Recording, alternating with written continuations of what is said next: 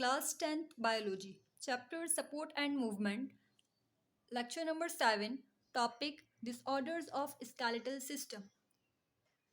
Skeletal system में यानी bones में क्या क्या डिसऑर्डर्स हो सकते हैं, खराबियाँ हो सकती है। दो डिसऑर्डर्स है जो कि हम लेक्चर नंबर 7 में डिस्कस करेंगे।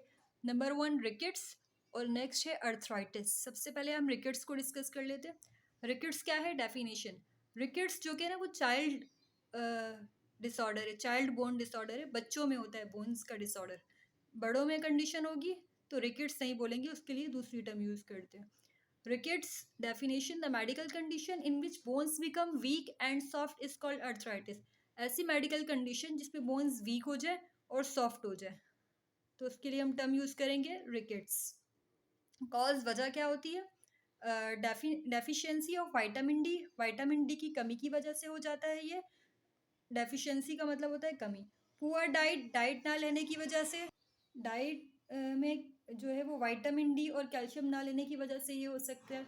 लैक ऑफ सनलाइट एक्सपोजर, और सनलाइट से अगर एक्सपोज नहीं होंगे तो भी हो जाएगा, क्योंकि हम बोलते हैं कि जैसे हमारी जो बोन्स होती है, बोन्स के लिए सनलाइट बहुत ज़रूरी होता है, तो इस वजह से भी, इसकी कमी की वजह से भी। और सनलाइट कौन सा वाला, जो सुबह के टाइम होता है, ऐसा नहीं कि 12 बजे के बाद वाली, वो फिर कैंसर कॉजिंग हो जाता है।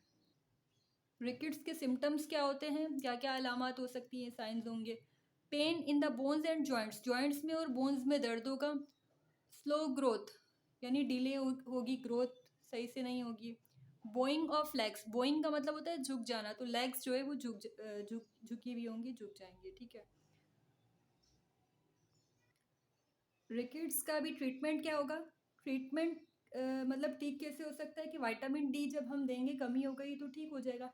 Intake of vitamin D and calcium in diet, vitamin D और कैल्शियम रिच डाइट लेनी चाहिए। और दूसरी चीज़ ये है कि डाइट भी तो लेना ही चाहिए और साथ में सप्लीमेंट्स लेने चाहिए। सप्लीमेंट्स जो कि है ना वो टैबलेट की तरह होते हैं, जिनका कोर्स करते हैं तो फिर वो जो है वो न्यूट्रिएंट्स पूरे हो जाते हैं, अगर जो भी जिसकी भी कमी होती है। तो विटामिन डी के, ए के, और भी बहुत सारे हैं, जितने भी विटामिन हैं उन सब के सप्लीमेंट्स आते हैं। लेकिन रिकेट्स की कमी होगी तो फिर सप्लीमेंट्स देंगे विटामिन डी के। नेक्स्ट डिसऑर्डर है अर्थराइटिस।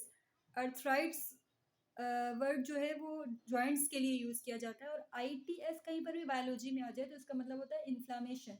इन्फ्लामेशन का मतलब इसमें सोजिश हो जाएगी, रेडनेस होगी, वो जगह रेड हो जाएगी, स्वेलिंग होगी, पेन होगा, ये सारे साइंस होते हैं, कंडीशंस होती है जब इन्फ्लामेशन हो जाती है। तो अर्थराइटिस नाम से ज़ाहिर हो रहा है जब जॉइंट्स के अंदर इन्फ्लामेशन हो जाएगी। डेफिनेशन क्या है?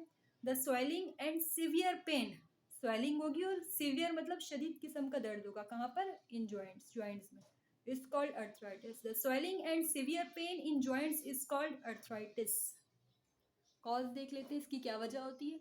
कॉज एज रिलेटेड हो सकता है, इन्फेक्शियस हो सकता है किसी इन्फेक्शन की वजह से हो जाए, इंजरी की वजह से होता है, इंजरी मतलब चोट लग जाती है, इस वजह से हो सकता है। और ये जॉइंट्स के अंदर होता है, बहुत ज़्यादा इसमें पेन और स्वेलिंग होती है। सिम्टम्स क्या हैं इसके? सिम्टम्स में इसमें इन्फ्लामेशन होगी, जॉइंट्स में इन्फ्लामेशन का मतलब पेन होगा, स्वेलिंग होगी, इस तरह से।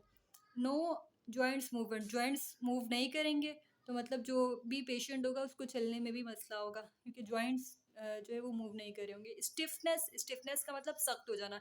Stiffness and pain in joints, joints के अंदर स्टिफनेस हो जाएगी और पेन होगा। और इसका ट्रीटमेंट क्या है कि पेन किलर्स देंगे। पेन किलर्स मतलब दर्द कम करने के लिए मेडिसिन देंगे। और इसके अलावा और भी सर्जिकल प्रोसीजर्स आते हैं, लेकिन हम टेम्प्ररी जो है वो कुछ टाइम के लिए दर्द को कम करने के लिए पेन किलर्स यूज़ करवाएंगे।